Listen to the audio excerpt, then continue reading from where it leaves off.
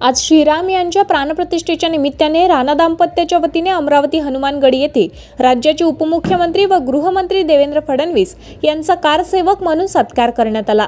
यावेळी आमदार रवी राणा यांनी देवेंद्र फडणवीस यांना धनुष्यबाण भेट व भगवी शाल भेट दिली। यावेळी देवेंद्र फडणवीस यांच्या हस्ते लाडूच्या प्रसादाचे अनावरणही करण्यात आले।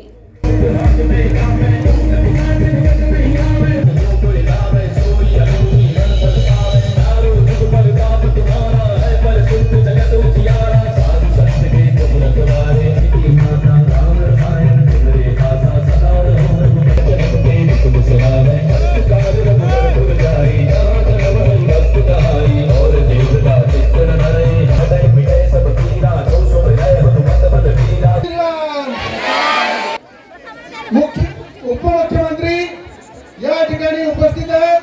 ते उपमुख्यमंत्रीच नाही तर या आजचा दिवस जे आपण पाहत आहे, जे देशाचे पंतप्रधान मोदीजी यांनी खऱ्या अर्थानं राम मंदिर बनवून श्री राम भगवंताचं त्या ठिकाणी विराजमान केलं, त्याच्यामध्ये आपल्या राज्याचे उपमुख्यमंत्री देवेंद्र फडणवीस साहेब हे कारसेवक होते, जे आपल्यामध्ये उपस्थित आहे।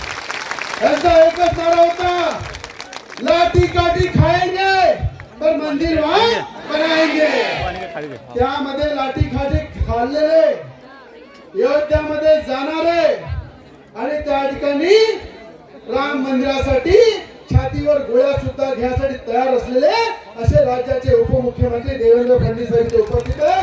त्यांचा मी या ठिकाणी एक कारसेवक म्हणून या आजचा दिवस जन घडवण्यामध्ये जेवढ्या कारसेवकांचं योगदान आहे, त्याचप्रमाणे आदरणीय देवेंद्र फडणवीस साहेबांचं सुद्धा कारसेवक म्हणून योगदान आहे। म्हणून अमरावती जिल्ह्याच्या वतीने त्यांनी मला कालच सांगितलं की अमरावती जिल्ह्यातले जेवढे कारसेवक आहे त्या ठिकाणी तुम्ही सगळेजण त्या कारसेवकचा सन्मान करा आणि तो सन्मान भाव आम्ही तुम्ही याच्या आधी केला।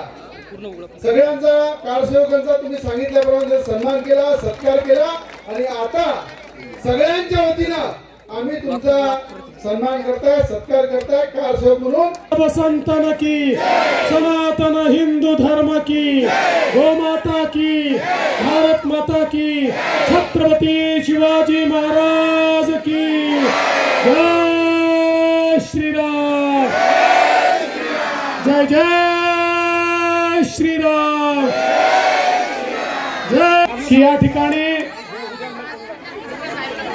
आणि खासदार नवनीत राणा यांनी हनुमानगडीमध्ये 11 लाख लाडूंचा प्रसाद प्रभू श्रीराम ललांच्या आगमनाच्या निमित्ताने आयोजित केला आणि मला आणि डॉक्टर बोंडे साहेबांना आम्हाला निमंत्रित केलं। आजचा दिवस सर्वार्थाने ऐतिहासिक आहे, कारण 500 वर्षाच्या संघर्षानंतर आपले आराध्य दैवत श्री रामलला अयोध्येमध्ये त्यांच्याच जागी पुन्हा विराजमान झालेले आहेत।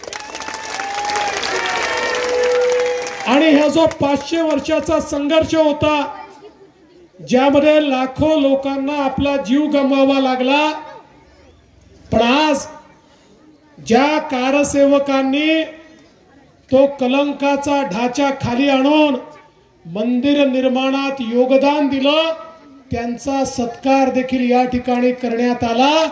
खऱ्या अर्थानं हे सगळे कारसेवक म्हणजे श्रीरामाचे हनुमानच आहेत, जे राम कार्याकरता त्या ठिकाणी गेले होते।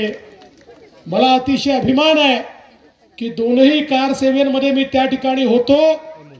त्या ठिकाणी 18 दिवस बदायूच्या जेलमध्ये देखील होतो, लाठाई खाल्ल्या, गोळ्याही बघितल्या आणि ज्यावेळी कलंकाचा ढाचा खाली आला त्यावेळी त्याच ठिकाणी मी होतो, याचा मला देखील अभिमान आहे। आणि आज भारताची नवीन अस्मिता सुरू झाली आहे। आता भारतीय संस्कृती ही जगामध्ये सर्वमान्य होणार आहे। आता भारतीय विचार पद्धती जग स्वीकारणार आहे। आता भारत हा सर्व प्रकारच्या गुलामगिरीतनं बाहेर आलेला आहे। गुलामाचं प्रतीक संपलेलं आहे आणि आमचे आराध्य दैवत प्रभू श्रीराम हे आज देशाचे यशस्वी प्रधानमंत्री माननीय मोदीजी ज्यांनी आपलं स्वप्न पूर्ण केलं त्या मोदीजींच्या हस्ते आज विराजमान झाले आहेत. म्हणून या दिवसाच्या तुम्हाला सर्वांना मी मनापासून शुभेच्छा देतो. आणि रवी राणांनी नवनीत राणांनी हा जो आगळा वेगळा कार्यक्रम ठेवलेला आहे, आपण सगळे आज अयोध्येला जाऊ शकलो नाही, पण आपली अयोध्या इथेच होती, आपले रामलला इथेच होते, आपले हनुमानजी इथेच होते. या हनुमान गडीमध्ये हा उत्सव अतिशय उत्तम प्रकारे साजरा केल्याबद्दल मी त्यांचं अभिनंदन करतो.